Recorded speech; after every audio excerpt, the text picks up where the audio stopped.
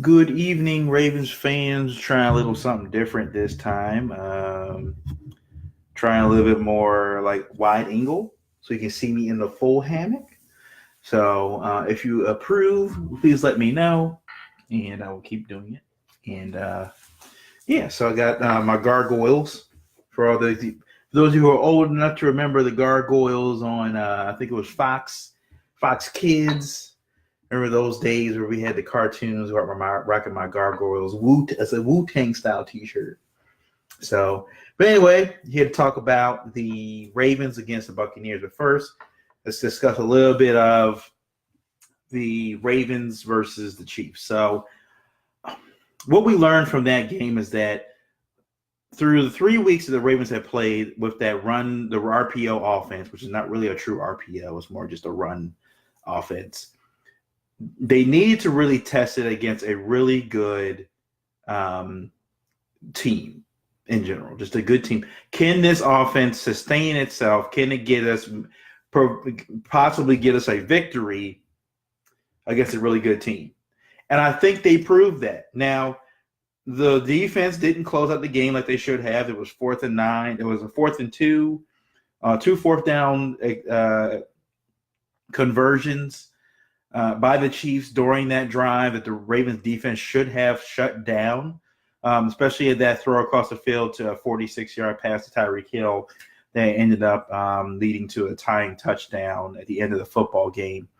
The Ravens had an opportunity. I think that offense did enough what it was supposed to do to win that football game. They missed some opportunities on, getting some turnovers where Patrick Mahomes fumbled the football, but it didn't grab it. So they had some opportunities in this game. The defense did get a turnover and an interception in the game, and it's another tough loss for the Ravens. Where I think this one stings a little bit more, only because unlike the Saints game where they were kicking a field goal just to go to overtime to tie, the Ravens actually had an opportunity to go ahead and win the football game. They had the lead going into the game, and they just couldn't pull it out. And I think that's what gets on, my nerves. I think as a Ravens fan, is that here we go. And here we go in the last 4 or 5 years, the Ravens haven't been able to close out these games. And we constantly look at the defense in the last few years and in this part of the season where the Ravens control their own destiny. They have for the last 5 years. They just can't close it out. And I think that's infuriating if you're a Ravens fan. And any fan where you're a team that's all constantly in the hunt for a playoff berth and possible playoff position, especially since the Ravens have won 2 Super Bowls in a wild card spot. We as Ravens fans know how important just making the playoff is for the Ravens, that if they can get in there, they can do some damage and make something happen. And they haven't been able to do it since 2014. And which I call an anomaly because that was the Kubiak year where they had a top 10 offense and were putting up a tremendous amount of points. And actually, I think won the division that year and got but so the Ravens, haven't been able, they haven't been able to close anything out. And I think that's the thing, is that they were able to do so against the Falcons. They did so against the Bengals, and they did against the Raiders. But going into the playoffs, they got to be able to close out teams like Kansas City. Got to close out teams like the Chargers coming up in a week after the Buccaneers game. Got to close out the Patriots. You got to close out these kind of teams if you're going to make a deep run to playoffs, and the Ravens haven't done that yet. They've shown that they've been able to, but we've seen like the lack of speed that they have on the defensive back end. It always seems like that when the ball is in the air or game-changing plays, it finds C.J. Mosley. And C.J. Mosley is just terrible when it comes to coverage. He's a good linebacker, but when it comes to coverage, he's a liability. He's just not that good. And when it comes to contract time, I hope the Ravens don't try to chase him for the money. It's like maybe he sticks around and realizes that the market isn't there for him, and then he ends up signing back with the Ravens for a cheaper deal. I would love to still have him. He's still a good linebacker, just not in coverage. That maybe you probably get a Kenny Young. I also understand why Peanut has been able to usurp Kenny Young as that second inside linebacker. He's not that good in coverage either. I want to see more Kenny Young out there. I don't know about any other Ravens fans, but I want to see Kenny Young out there. I think playing more. I think he has the speed and the lateral quickness to stay with a lot of these guys, especially in underneath stuff. I want to see how he does in these stuff and play in the middle of the field when it comes to throwing the tight ends or throwing the wide receivers across the middle of the field. But anyway, that game is over with. The Ravens are still in the playoff hunt, currently hold a 6th seed. The Chargers did win their football game this weekend. The Dolphins won their game against the Patriots in the Miami Miracle. A phenomenal play. I mean, it seemed like the Patriots were definitely caught off guard in that play, which is uncharacteristic of the Patriots. They seem to always be prepared for everything. And the ball was thrown to, I think, Kenny Stills and then Devontae Parker, and then they passed it to Kenyon Drake, and he just ran all the way. And it just seemed like the Patriots this year seem vulnerable. They are potentially going to could potentially have an away playoff game for like the first time in like a decade. Let's think about that. The Patriots have an opportunity right now to not have a home playoff game for the first time in like 10 years. They've been able to play at least 2 games in Foxborough, and they're potentially, at least maybe not their first game, because I still think that they're still probably going to have that, at least the 2nd seed. At least that second game they play will probably be in Kansas City. That's just real. They're very vulnerable this year. Brady hasn't been playing that well. The defense is not as good as it used to, not serviceable like it used to be. Also, they just can't seem to play in Miami. I don't know what it is about Miami and Tom Brady, but it just seems like the New England Patriots cannot play in South Florida. I don't know what it is. And that seems to be their Super Bowl for the Dolphins. And they get up every year to play the Patriots in Miami, and they seem to beat them every single time. And, bro, Brady hasn't, they're not doing enough to win football games. You could say blame the defense of the Patriots, but Brady has had all his off games here and there. He hasn't been his normal stuff. He's thrown more interceptions this year than he's normally thrown. So you're starting to see the decline of Tom Brady now going into his 40th year of living. He's 40 years old and starting to take effect. I don't care what avocado ice cream you're eating. At some point, Father Time does catch up with you in professional sports. But looking forward to the Bucs game. So the Ravens have a home game against the Buccaneers. It looks like James Winston's going to start that game. Ryan Jensen comes back to town after leaving the Ravens after taking a contract with the Tampa Bay Buccaneers. And at least the one good thing for the Ravens is they have to do with O.J. Howard. O.J. Howard, before he got hurt, was having a career year this year. Is having a really good season. If you ask a lot of Ravens fans, they should have drafted him 2 years ago. And if you ask Ravens fans this year, they should have drafted Derwin James this year. So, if all things considered, they missed on 2 draft picks. This Hayden Hurst pick for the Ravens is not really working out right now. And Derwin James was sitting there at 16 when they traded down. So they could have possibly taken Derwin James at 16. They didn't. It is what it is. They got to move on and live, life. The teams miss on draft picks all the time. The Ravens are the only one that seem to be immune to this. Teams miss on draft picks all the time. It's a crapshoot. You don't know how guys are going to turn out. You got guys that are drafted pretty high, turn out to be busts. Guys are drafted low, turn out to be superstars. It is what it is. But going to this game, this is a trap game for the Ravens. This reminds me a lot of the Saints game where the Ravens lost. They missed an extra point and they lost the football game. They had an opportunity to go into overtime and win that football game. It didn't get a chance because Justin Tucker missed an extra point. And I just feel like this is a game where they knew they should have won this game. They had a letdown. And they had an opportunity now to win out. They got the Buccaneers, the Chargers, and the Browns to finish the last 3 games off. And I just felt it's a trap game for the Ravens. This is a game where, like after the Saints game, the Ravens went down to the Panthers. They lost. They got blown out by Cam Newton and the Panthers that very next game. And they played in Carolina, granted, and this time they're home. I just worry that this is a point in the season where we've said this before in the last few years. Ravens control their destiny. Only they can mess it up. And history has told us the Ravens mess it up. And no, the Buccaneers don't have a lot of weapons to work with right now. And I don't see a reason why the Ravens can't beat the Buccaneers. They turn the ball over. They don't know who their starting quarterback is from week to week. It's been Jameis Winston for the last two. But they lost to a good Saints team. The Saints barely beat them. But this is a game where the Buccaneers got to travel to Baltimore. I think the fans are going to be out there. The fans are excited. I think they know that the Ravens not only have a chance to get a playoff spot, but just to win the division because the Steelers are falling backwards. The Steelers got the Patriots and the Saints over the next 2 weeks. They look like both losses to me because the Patriots are pissed off. So I don't expect the Patriots to lose 2 games in a row. I think the Patriots are going to go ahead and beat the Steelers, and the Patriots seem to be the Steelers' kryptonite. James Conner may not even play this game, still suffering from an ankle injury, and then they got to go to New Orleans to play in the Dome against Drew Brees and his Saints at the end of the season, where the Saints are still trying to battle for seeding at this point.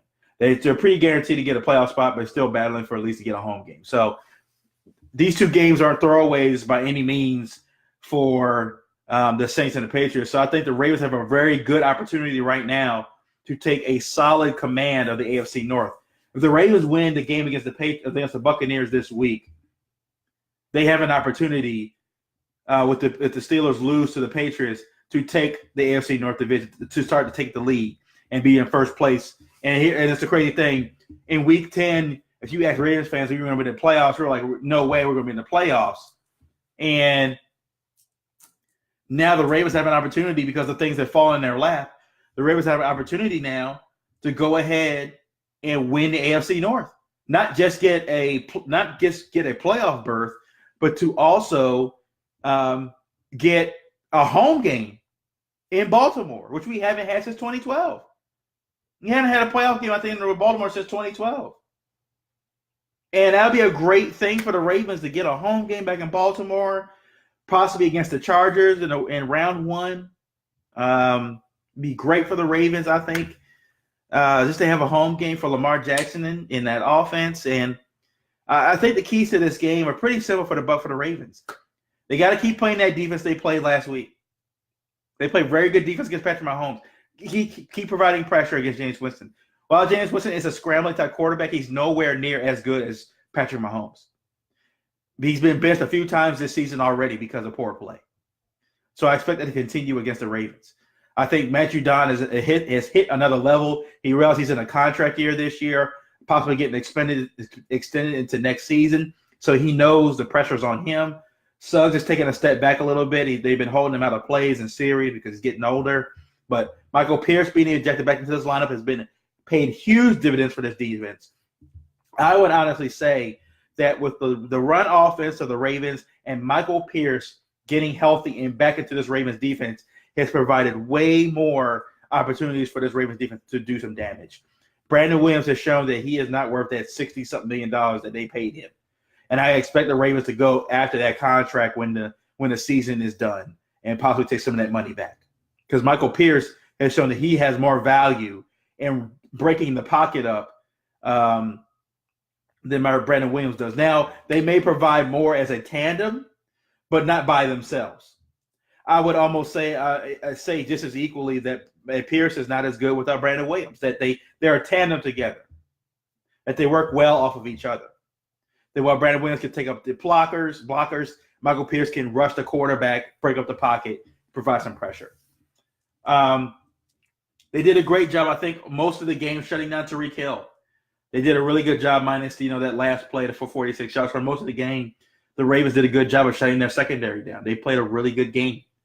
And it said if you take away that last drive where the Chiefs scored a touchdown to tie the game, the Ravens defense was playing excellent. They held them at that point under 30 points. They had them at 20 points. 20 points. They had them. And it just feels like we're at this point again in the season we're expecting heartbreak from the Ravens. We're expecting it to happen because it's what we felt like for the last 5 years. We were expecting this to happen again. But I think it's going to happen this year.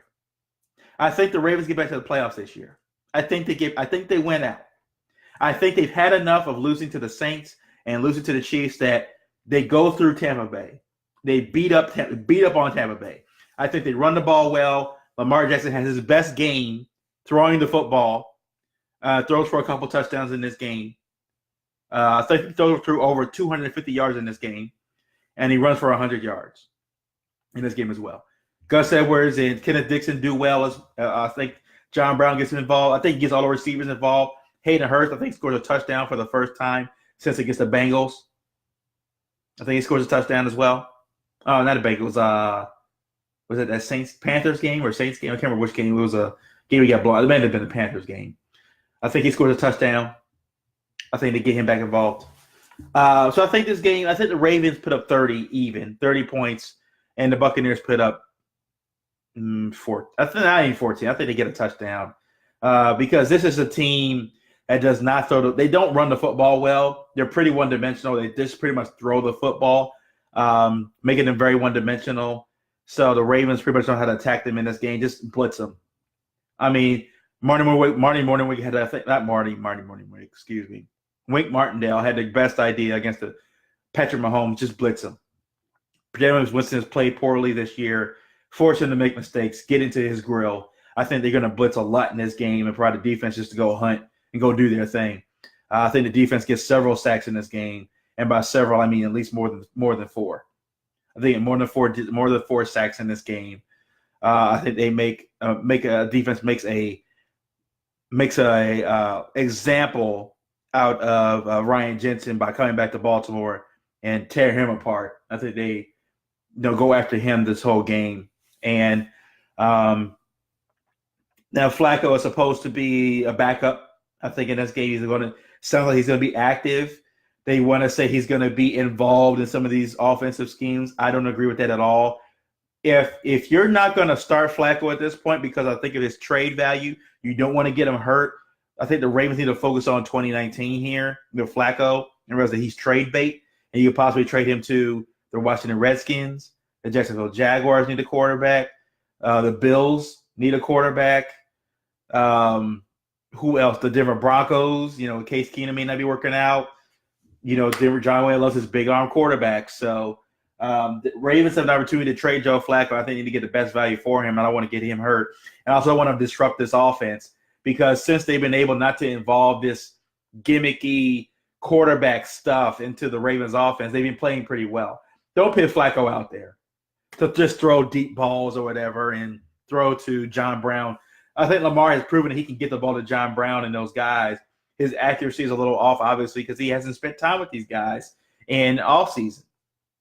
I think you give him a full training camp, mini camp, and time with these guys. I think he starts connecting with them. But we showed in that game where they played against, I think it was the Raiders. It might have been the Raiders game where they had a holding call on Orlando Brown, and he threw a perfect pass to John Brown down the field. It was called back as a holding, but we know he can hit him.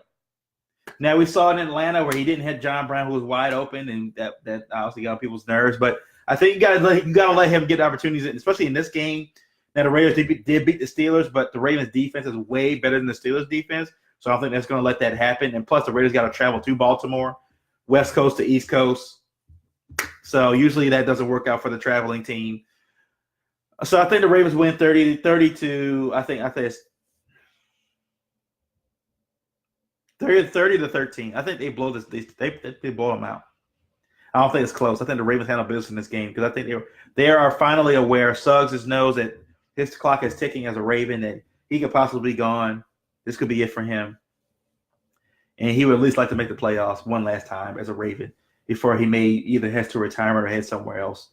And I think he looks at this like, look, man, we got – not only do we have an opportunity – in the past we've had an opportunity just to get a playoff spot, but we have an opportunity now to go get a playoff spot and win our division, to unseat the Steelers and rub it in their faces. We have an opportunity to do 2 things right now in the regular season. get back to the playoffs, and rub it in the Steelers' faces that they missed the playoffs. That would be the ultimate victory for me as a Ravens fan. Is not only do the Ravens get the playoffs, but to steal the division away from the Steelers, who have way better offensive talent than the Ravens do, who have a better quarterback right now than the Ravens do, better wide receiver. But the Steelers have been foolish and selfish, and they didn't want to pay Le'Veon Bell that money that he was worth. Everybody knew Le'Veon Bell was worth the money that he was asking for because of what he provides to this team. That people forget that Le'Veon Bell, when he was starting, was the second leading receiver on this team. Le'Veon Bell provides so much more than just running the football. When he can line up on the outside as a wide receiver and run just the same routes as a wide receiver can and make plays down the field, and they thought they could go ahead and get a James Conner to just replicate what he does, no. James Conner got hurt, and now they're feeling it. We don't know if he's going to come back because of the ankle. And we know everybody knows how in football ankle injuries linger. Ankle injuries are hard to predict, and when guys are ready to come back, very easily re-aggravated. So the Ravens are sitting an opportunity right now to handle business. Now, Deshaun Jackson is out there. You got Mike Evans out there as well, the wide receiver. But I think the Ravens secondary has proved, at least Marlon Humphrey and Jimmy Smith have proven now over the last few weeks, they can handle that. They handle Julio Jones and Calvin Ridley, handle Jordy Nelson, handle Tyreek Hill for the most part. I think they can handle Mike Evans and Deshaun Jackson. I'm worried about the top end, of course, of Eric Weddle, but I think the Ravens defensive pass rusher can get to James Winston enough, and that Ravens crowd is going to be involved in the game. And I also feel like the running game for the Ravens is going to also take a front seat as well. It takes a front seat, and they're just going to do the same game they played the last 4 weeks. They're going to run the football, control time possession, let the defense do what it wants to do, and just keep the score touchdowns. And 3-0 on that on the visiting team side. Do their thing. So I think the Ravens win this game 30-13. I think they handle the Buccaneers in this game. They've done a good job this year of handling bad football teams. I think they go ahead and handle the Buccaneers in this game 30-13. I think they handle them. But that's our video for right now. Thanks for watching. You can follow me on Instagram at agent_beige on Instagram for my articles and stuff and links to these videos. At Live Hammock on Facebook. So if you haven't already, please go to that page and subscribe to my page. That's where I post my videos and other stuff. And also shout out to 1500 Radio. I call in from time to time to discuss football, Ravens football, and any other things, what's going on. So 1500 Radio as well, 1500radio.net for any articles, underground hip-hop and things going on in Baltimore and Baltimore City. So just look out for those guys as well. Relevant Regular, shout out to my boy Mouse and his boy HY. And also my boy as well on Talking Suplexes. Shout out to my boy Brandon, Be Easy. Shout out to him and everything. So thanks for watching, and I will catch you guys on Sunday at halftime for the Hammock and then post game from the Hammock at the Buccaneers. So I'll see you guys later. Peace.